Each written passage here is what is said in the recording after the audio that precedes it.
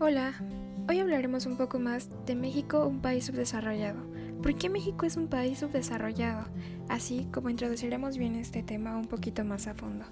Para iniciar, la economía de México, después del movimiento de su independencia política y hasta la Gran Depresión del sistema económico capitalista internacional, aproximadamente el país advirtió un programa sustentado en lo esencial en la exportación de productos primarios. Ahora bien, tocando este tema, este proceso identificado con frecuencia como un modelo de crecimiento hacia afuera, se registró en México fuertes limitaciones para su operación, y este fue el antecedente de la industrialización por sustitución de importaciones. Pero en realidad, en los aspectos habituales de su exposición, el débil vínculo observado entre las ventas del sector agropecuario y el grueso de la actividad fue uno de los factores determinantes para que esto sucediera.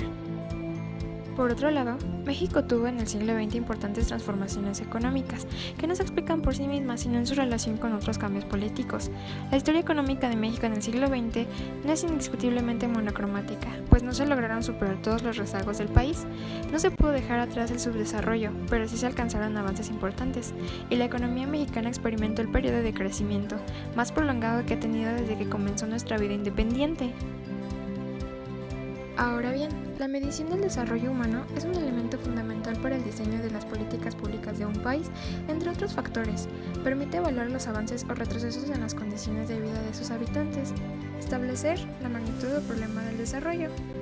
México ocupa la posición 77 en el índice de desarrollo humano, con lo que no llega ni al top 30 de liderazgo realizado por Naciones Unidas, que considera 188 países. ¿Se imaginan? Es difícil que México aspire a ser un país desarrollado, si no impulsa la educación de calidad y la ciencia para ello.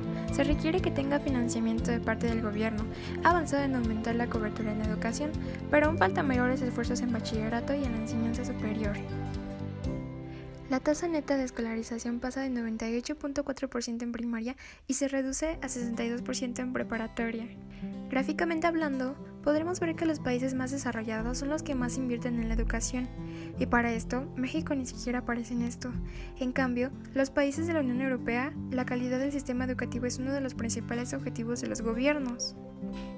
Y para esto tenemos que medir su nivel de crecimiento. Se utiliza el PIB, Producto Interno Bruto, que mide la actividad productiva y se obtiene al sumar cuánto valen pesos todos los bienes y servicios de consumo final que se producen en un año, es decir, que no se usan para producir algo más. Teniendo en cuenta esto, podemos decir que el índice de pobreza en México es del 43.9%. Se contabilizaron 55.7 millones de personas en situación de pobreza en el 2020, de acuerdo con los estudios realizados. Este índice aumentó del porcentaje de la población del 41.9 al 43.9% en 2 años. ¿Pero tiene que ver algo con la nueva pandemia?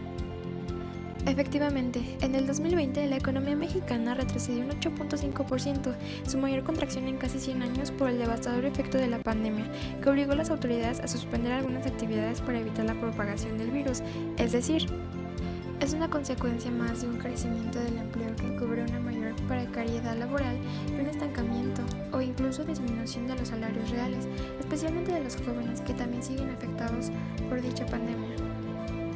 A nuestro parecer, México debería de copiar el modelo económico que utilizan los países subdesarrollados, ya que hoy en día los países desarrollados invierten su capital en tecnología, educación, salud.